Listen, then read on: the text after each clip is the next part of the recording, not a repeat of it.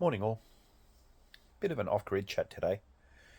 Now, people that are interested in off-gridding have to be a bit careful what they buy themselves into. Take into consideration it's a lot more expensive. You need a bigger deposit buying a farm than you would a house because it's classed as rural. It's not classed as residential. So you are looking at a bigger loan. There's people out there that wouldn't have a problem with getting a bigger loan, but there's people out there that might be considering it and haven't got enough money in the bank. Um, there's a lot of things that come with it, like the land we bought, we've got building approval on it, so we can build a house on it. We're allowed to. Most farms don't come with that. Also, you can get around that by building a tiny home. I suggest not attaching it to the land because the council can come along and if it hasn't passed through them, they can actually tell you to rip it down. So you can get around that by putting it on wheels. You'll see a lot of those little tiny home companies popping up and they've got wheeled trailers, so that's how you get around it. They might ping you with you're not allowed to live on your property. That's a possibility. But if you've got good neighbours, everyone pretty much stays silent. Every now and then you might get an absolute twat out there, but not often. What you do with your land is your business. There is a few problems now we're having with bees. We haven't been affected by it yet, but where they come up to your house and say, look, we've got to use pesticide on your property to kill all fire ants, they have to have the proof there's fire ants on your property. They can't just come on and pesticide your whole property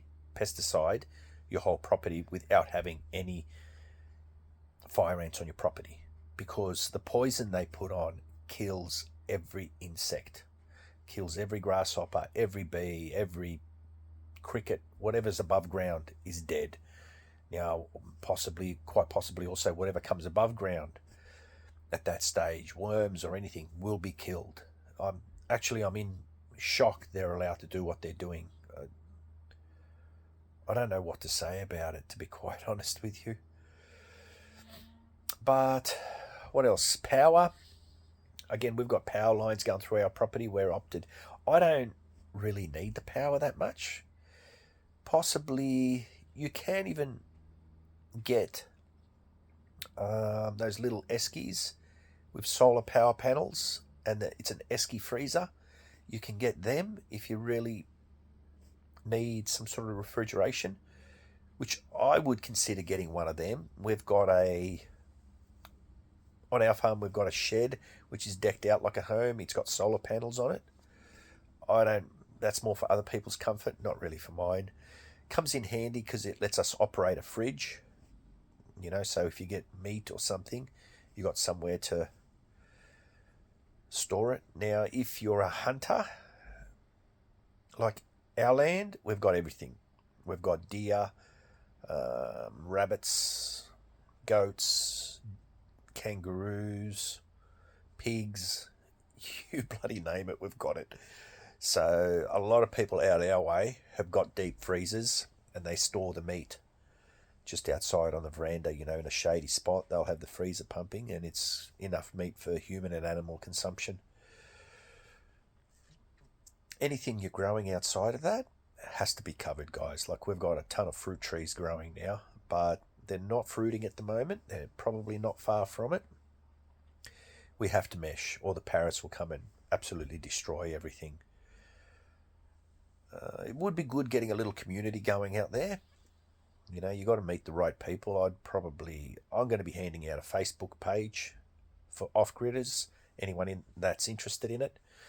So just contact me for details in comments. Won't be a problem.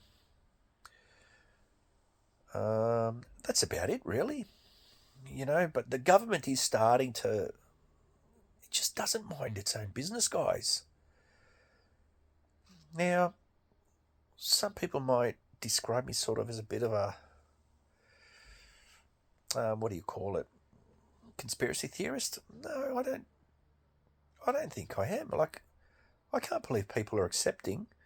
Oh, quite a few beekeepers are standing up. They're getting a bit pissed off with government coming and spraying poison all over their property, and they haven't even got fire ants.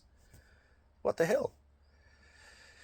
Now, varroa mite is another problem we've got with bees. So if your neighbour or a couple of blocks away, you might not have any varroa mite evidence on your beehives, but because you're in the proximity, they kill all your bees and they burn all your hives.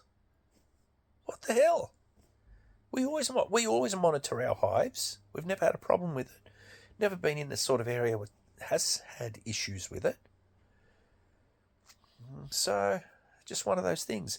But if anyone's interested, especially more so Australia, New South Wales, if you're interested in off-gridding, yeah, be in contact. Put you on the page. I wanted to make a little discussion group in it.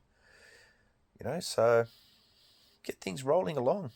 Like, life in the suburbs and the city is just getting ridiculous. And the stupidity, everything from the government to some of the people you have around you, you're in a bit of shock. My mate nailed it. He said, go back 15 years. Go back 10 years. Who would have ever thought we would be in this position that we are in today? I don't think many of us. Anyway, all right, guys, take care. Anyone wants to chat, just ask down below and talk to you later. Says.